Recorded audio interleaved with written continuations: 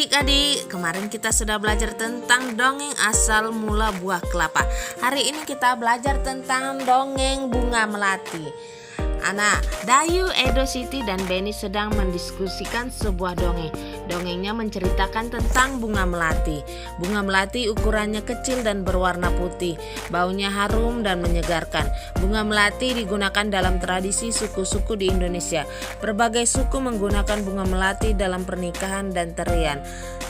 Tentu adik-adik sudah melihat ya bagaimana bunga melati ya, bentuknya warnanya putih.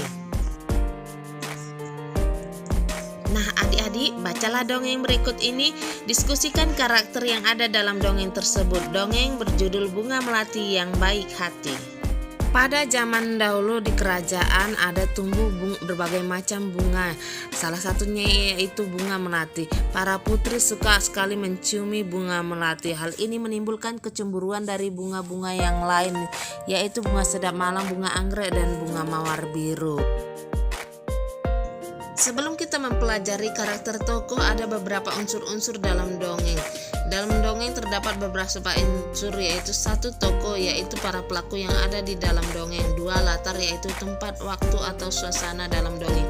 Tiga, watak tokoh, yaitu sifat tokoh dalam dongeng. Empat, alur, yaitu rangkaian peristiwa dalam dongeng. Lima, pesan atau amanat, yaitu pesan yang ingin disampaikan penulis dongeng kepada pembaca. Setelah kita membaca dongeng, kita akan mengenali karakter tokoh yang ada dalam dongeng. Dalam dongeng terdapat tokoh. Setiap tokoh dalam dongeng memiliki karakter atau watak yang berbeda-beda. Ada karakter yang mendukung tokoh utama, ada karakter yang menentang tokoh utama, dan karakter yang netral atau tidak mendukung atau menentang tokoh utama. Tokoh dalam dongeng biasanya disampaikan secara langsung oleh pembuat dongeng, yaitu dengan memberi nama atau sebutan. Karakter tokoh dalam dongeng ditemukan dengan banyak cara, antara lain sebagai berikut. 1. Disampaikan secara langsung oleh pembuat dongeng. 2. Melalui percakapan antar tokoh. 3. Disampaikan oleh tokoh lain. 4. Pendapat tokoh lain. Nah, adik-adik, setelah kita mengetahui karakter tokoh dalam dongeng Bunga Melati yang Baik Hati, maka kita lihat dari gambar berikutnya ini. Dayu sedang memelihara bunga, yaitu tumbuhan. Di rumah Dayu banyak bunga yang ditanam dalam pot. Dayu senang merawat bunga-bunga dalam pot. Suatu hari Dayu sedang merasa bingung. Ia telah memecahkan pot bunga kesayangan ibu. Ia ingin meminta maaf kepada ibu, tetapi takut dimarahi. Bagaimana seharusnya Dayu bersikap? Adik-adik, pernahkah kamu melakukan kesalahan? Apa yang kamu lakukan saat setelah melakukan kesalahan? Benar, ketika kita melakukan kesalahan sebaiknya meminta maaf. Dengan meminta maaf kita akan merasa lega. Hubungan dengan orang lain akan tetap baik. Untuk meminta maaf diperlukan keberanian.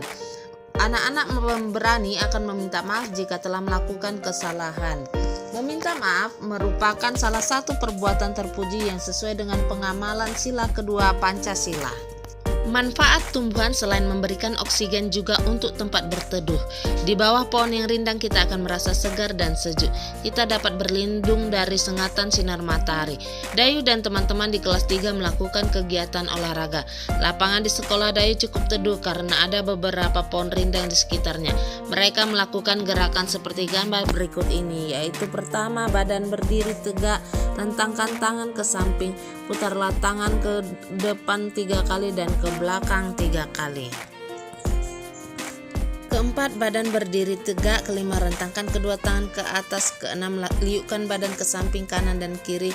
Ketujuh, liukkan badan ke kanan atas. Kedelapan, liukkan badan ke atas atau melentingkan badan. Sampai di sini dulu pembelajaran kita hari ini. Sekian dan terima kasih.